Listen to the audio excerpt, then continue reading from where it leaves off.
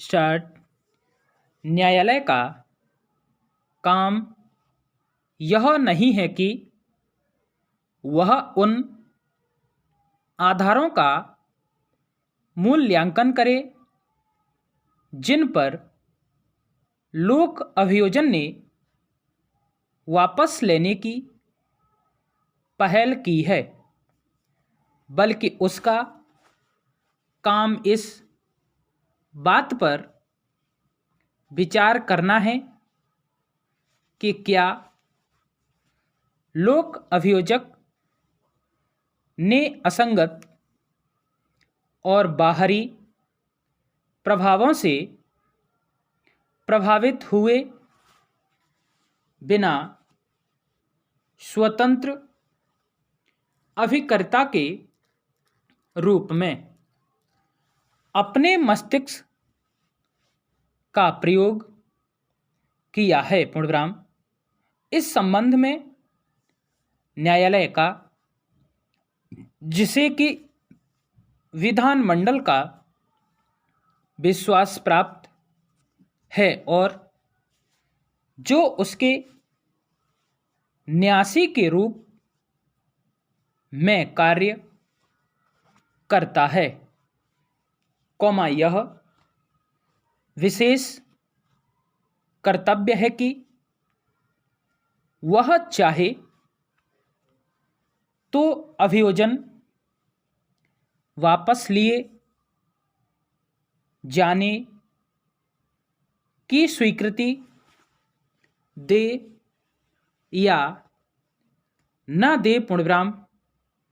हम इसमें एक बात और जोड़ देना चाहते हैं कि लोक अभियोजक का यह कार्य होगा कि वह न्यायालय को यह सूचित करे और न्यायालय का यह भी कर्तव्य होगा कि वह स्वयं भी उन कारणों की जानकारी रखे जिनके आधार पर लोक अभियोजक अभियोजन वापस लेने की पहल करता है। पूर्णविराम। दांडिक न्याय प्रशासन में न्यायालय का महान उत्तरदायित्व है और इसी प्रकार लोक अभियोजक इसका न्याय मंत्री है। पूर्णविराम। दोनों का ही यह कर्तव्य है कि वे कार्यपालिका द्वारा दंड प्रक्रिया संहिता की धारा 321 के उपबंधों का सहारा लेकर दांडिक न्याय के विरुद्ध संभावित दुरुपयोग से प्रशासन की सुरक्षा करे। पूर्णविराम। न्याय प्रणाली की स्वतंत्रता के लिए इस बात की आवश्यकता है कि न्यायालय में एक बार मामला पहुंचने के पश्चात केवल न्यायालय और उसके अधिकारी ही उसका नियंत्रण संभालें और वही यह सुनिश्चित करे कि उस मामले में क्या करना है और क्या नहीं करना है। पूर्णविराम। पैरास्टार्ट। इस मामले की परिस्थितियों में मेरे लिए यह कहना कठिन है कि लोक अभियोजक ने मामले के बारे में विचार पूर्वक कार्य नहीं किया है अथवा उसने स्वयं अनुचित तरीके से आचरण किया है। पूर्णविराम यदि उसके समक्ष की सामग्री को ध्यान में रखते हुए लोक अभियोजक ने यह मत अपनाया है कि अभियुक्त को दोष सिद्ध करना संभाव्य नहीं था, तो यह नहीं कहा जा सकता कि उसके द्वारा अपनाया गया दृष्टिकोण अयुक्तियुक्त है।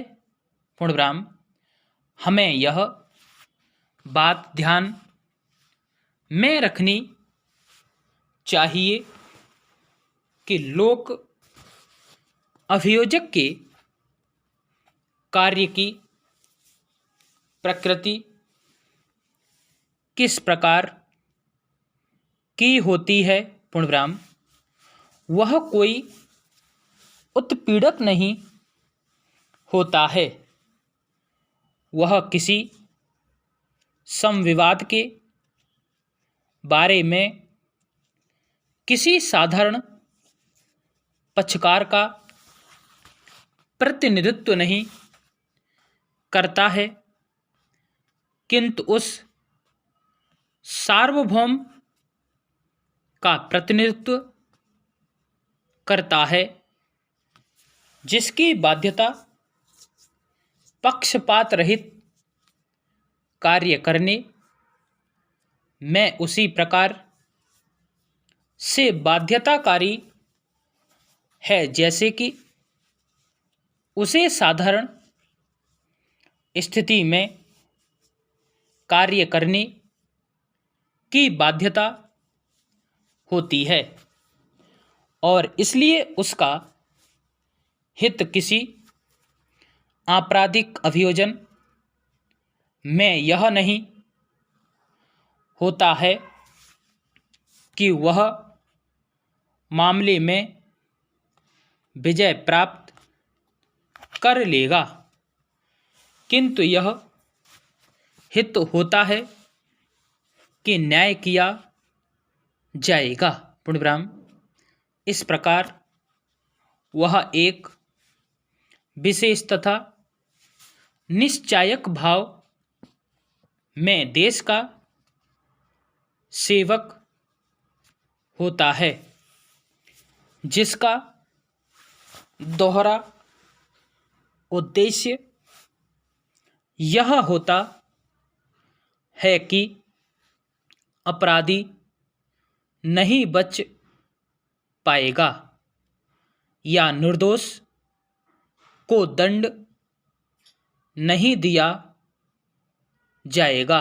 पूर्णविराम उसे पूरे बल और तन्मयता से अभियोजन करना होता है और वास्तव में उसे ऐसा करना भी चाहिए, परंतु जब वह दृढ़ता से कार्य कर रहा होता है तो उसे गलत कार्य करने की स्वतंत्रता नहीं होती। पूर्णविराम उसका कर्तव्य उस अनुचित तरीके से दूर रहना होता है जो कि गलत दोष सिद्धि के लिए अपनाया जाता है। स्टॉप।